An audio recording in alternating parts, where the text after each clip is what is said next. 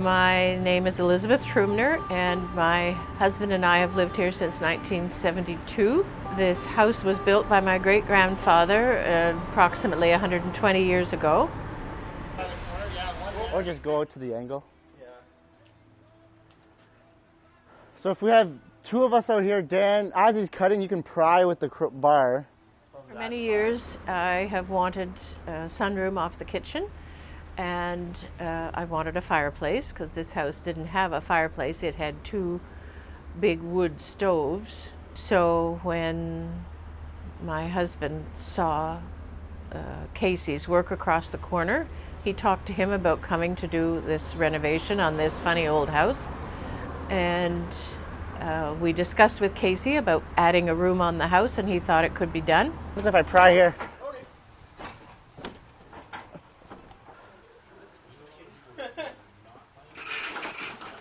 As long as it comes off the wall and not swings back into the house.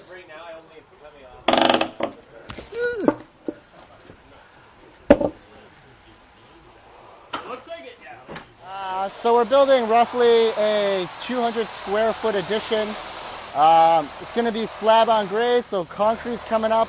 We're going to have a heated floor with laminate type flooring. Inside there's going to be a nice gas fireplace.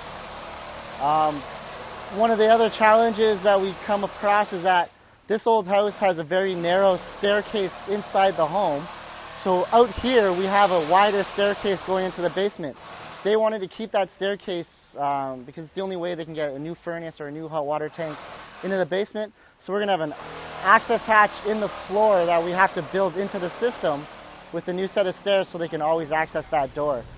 Okay, yeah, the first picture was taken about maybe 1910, and it was my great-grandmother and one of her daughters on the back porch before there was a roof on the back porch, and the floor was just a wooden boards porch with an old stairway to the basement.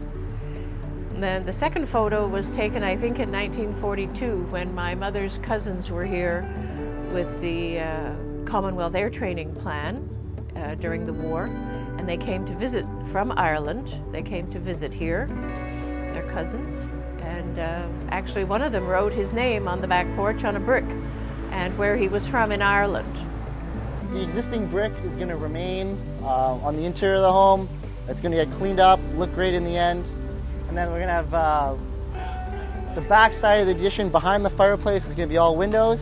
So it's going to let in a lot of light. And the homeowners are going to have a nice, warm, relaxing place to just hang out all year round.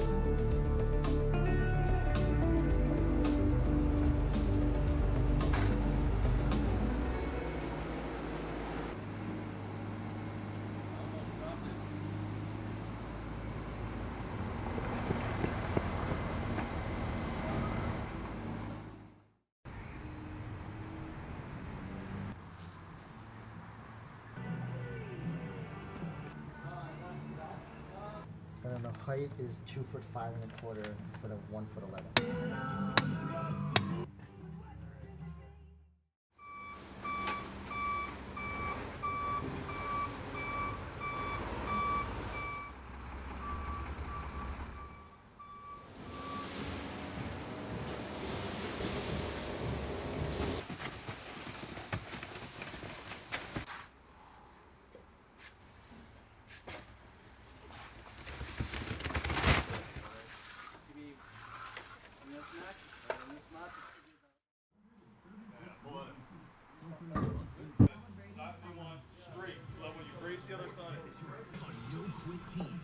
Right now we're in the process of leveling out and blocking and bracing our forms so that when we pour, everything stays nice and tight and nothing will shift on us. Yeah, but you're already hitting on points as you go down. Like you're on right here, like you can't sandwich that in anymore and you can't sandwich the base in anymore.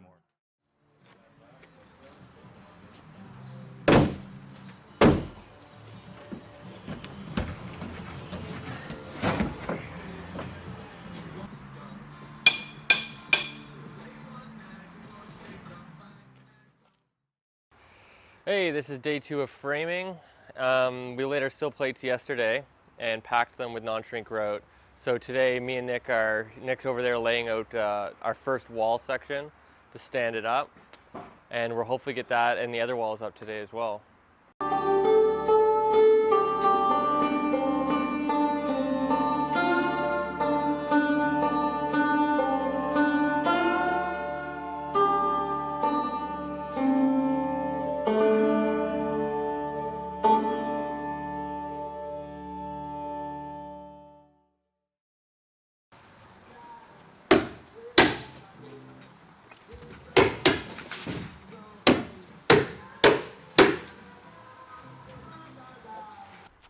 So on the inside of the sunroom addition, after we finished framing up the walls, Nick installed the 5-ply beam over in that corner. But then to support the load of the LVL in this corner, because of the access door that's going to the basement, there couldn't be a post in the addition itself.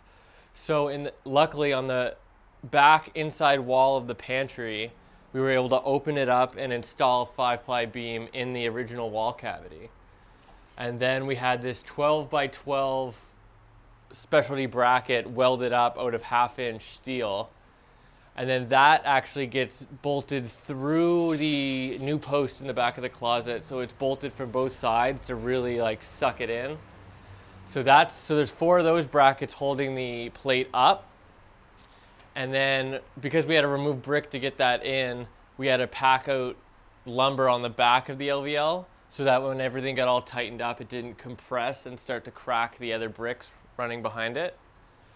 So then we laminated together this 4-ply LVL beam. It's just under 19 feet long. And then that got lifted up and set onto our plate. And that also has a 16-inch threaded rod running through the beam as well. So that's going to keep it from wanting to roll and fall off that steel plate. And then from there on, we just laid out for our rafters, which Nick is graciously cutting up. We installed some of the Simpson Strong Tie rafter hangers so that the rafters can actually sit flush to the top of the beam as opposed to having to rest on it.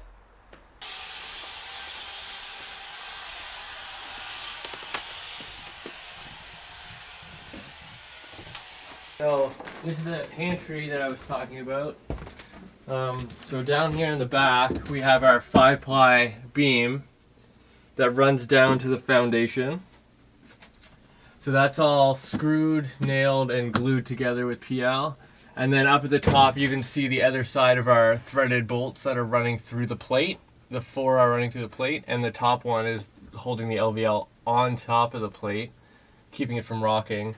And then this is just braced to the stud, the original stud that's already here, just to give it a little bit more lateral strength, keep it from rocking.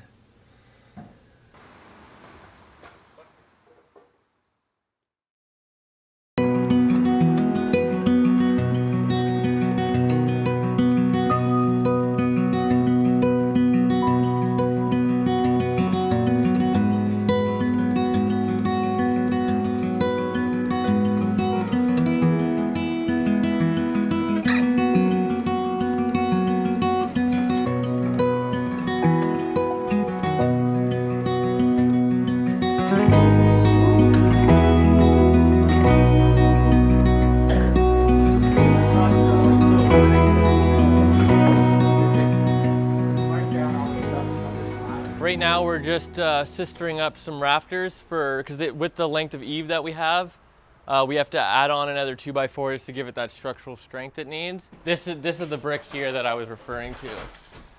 Like all this brick needs to get pulled out, and then they're gonna relay the brick up to the bottom of our LVL. So now that they're done patching in all the masonry around the beam and the bracket that's holding up the LVL, we're just finishing off the roof.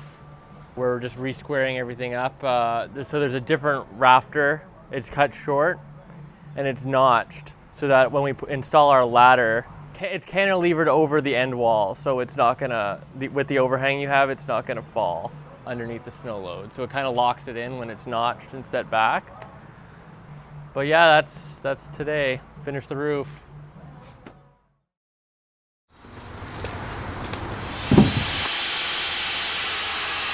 We have our roof assembly completed, which allowed the roofers to come in last week to lay down their ice and water shield, essentially an impermeable membrane that goes from the ridge down to the soffits. So now I'm currently working on building just an access set of stairs that will lead down into the original home's basement from the sunroom. So now I'm just squaring things up. I have the stringers cut, and now I am attaching a ledger so that I can fasten the stringers to the ledger.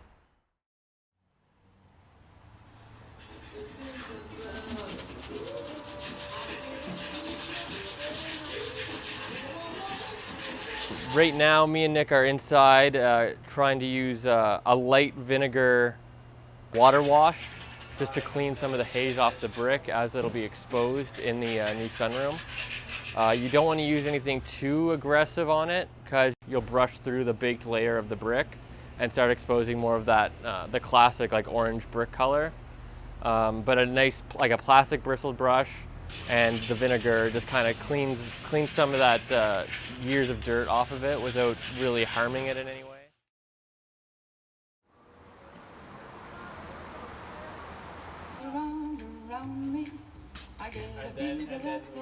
We've sheeted all our framing. We've installed a 1-inch EPS foil-backed insulation to the outside of our walls.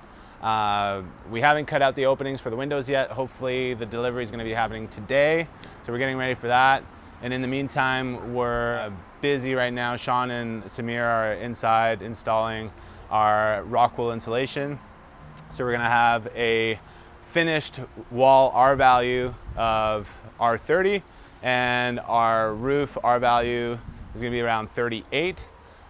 We've had a few delays with some of our suppliers, windows and doors especially. Everything's been pretty busy with the cancel of the green on program for that. So we finally have some of them in. We finally got our door and window in and finished the exterior siding. And now we've pretty much jumped inside and we're working on all the finishing touches. We did the gas fireplace was installed, so we did the custom fireplace surround to go with that. Flooring's been installed. Pine tongue and groove ceiling has also been finished. We're just finishing up the trim now, working on some of the fiddly little bits where the new construction is meeting the old original brick. Floor hatch has also been installed. That's the only section of flooring that is left to be finished. And then the painters are coming in at the end of the week to finally wrap everything up for us here.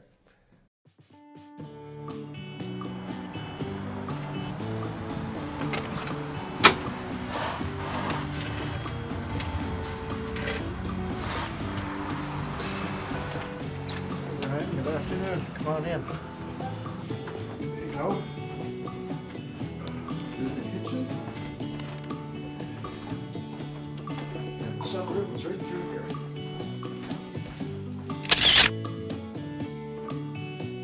So Sean, our wonderful carpenter, did an amazing job in here with the ceiling and the trim and fitting the baseboard to the foundation and replicating the style of trim and window casings that we have in the rest of the house.